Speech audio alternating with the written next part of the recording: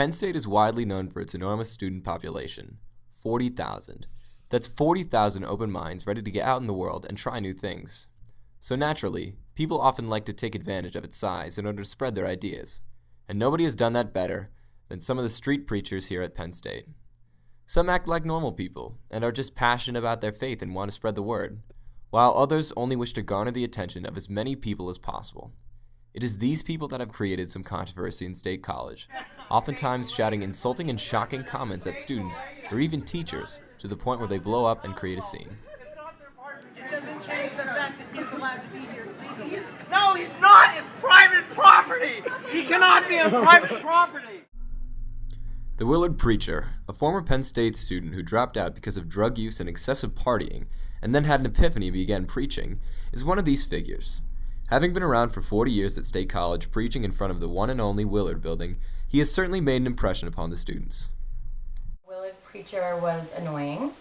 He was, accosted people, but, I did have a class in Willard building, and I just learned to ignore him.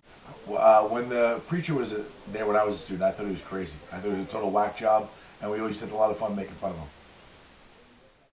However, the students seem to dismiss him and give him odd looks. Many will snicker, some will nervously smile, as Onward State observes. Gary Cattell, or as we know him, the Willard preacher, has dedicated his life to preaching.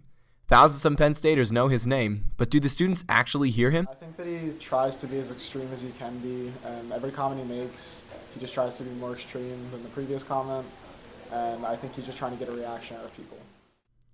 The name he has made for himself is associated with controversy as opposed to religion.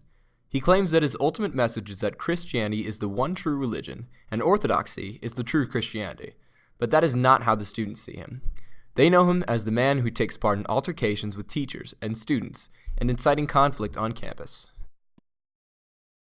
The Willard preacher has also written a book that does not exactly coincide with the lifestyle of the average college student. Entitled The Christian versus the University, it condemns dating, premarital sex, condom use, and alcohol. I'm not sure why you need an extra day to try to get laid. It seems like Fridays and Saturdays, the normal allotted days for getting laid should be plenty. Most years are pretty consistent with the Thursday-Friday. Thursday's All Sinners' Eve. Friday is Compelled to Sin Friday.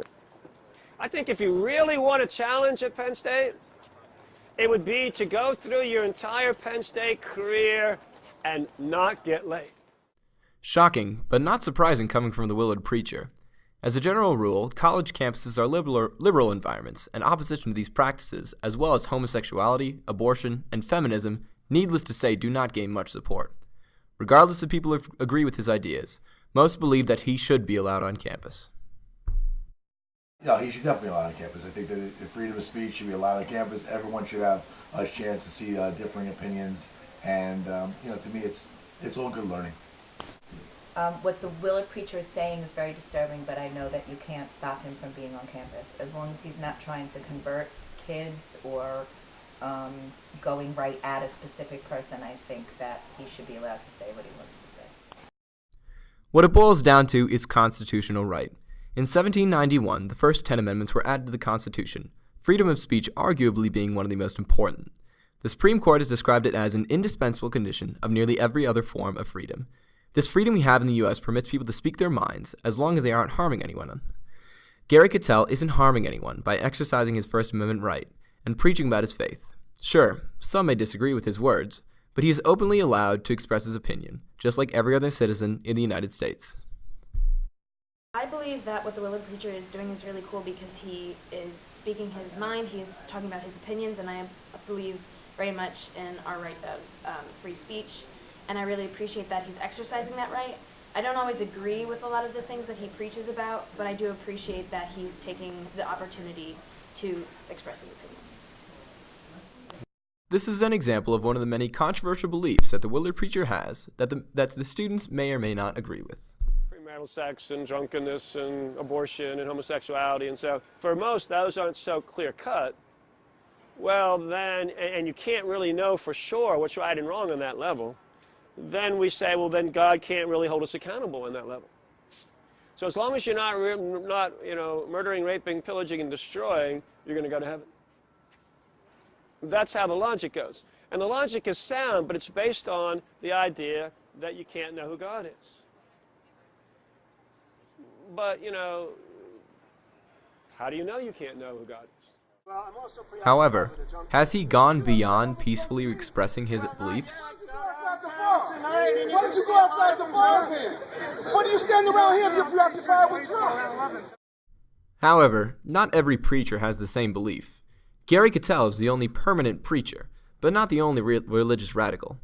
Other speakers frequent Penn State, and like the preachers, share their ideas on religion and God, many of which are different from those of the Willard preacher. The more radical preachers that Penn State sees, the greater number of disruptions and arguments occur.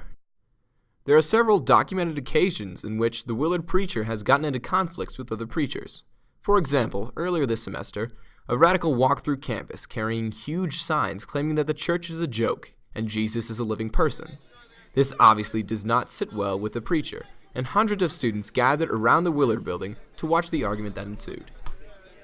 Obviously, these preachers are not the most reputable experts here at Penn State. We had time to interview an administrator at the Pasquarilla Spiritual Center to get her opinion on street preachers. Folks who are on campus speaking about religion, they tend to be from the Christian tradition. And you had asked before if it was good or bad, and I think it really does walk the line down the middle. There's good and then there's bad. The good things are that there's an image for students and a reality of people having different views and expressing them publicly and knowing that they have a right to do that, and that that's freedom that we have here in this country and on this campus. But as a person of faith I'm a Christian, and I am sad to hear the perspectives that they're offering to campus, not just the Christians but the non-Christians as well. It's an image of a judgmental, angry God that they're presenting, and that's not the core of who I think God is, and I wish that that wasn't the voice that was being presented over and over again on campus. So, the Willard preacher and the other radicals on campus are within their First Amendment rights. It's legal for them to stay there and do that. So, from the perspective of the United States, they clearly are within their rights to do that. However, from the perspective of the school, from the perspective of the students, should they be doing that? And the answer is no, they shouldn't be. Why? Because they're disruptive to the average student schedule. That's the entire reason that students come to Penn State in the first place, to learn. And when these preachers are getting in fights, are raving wildly, and holding these gigantic signs, we have to stop and look. And ultimately that's disruptive to our schedule, disruptive to why we are here on campus. And that's why they shouldn't be on campus in the first place.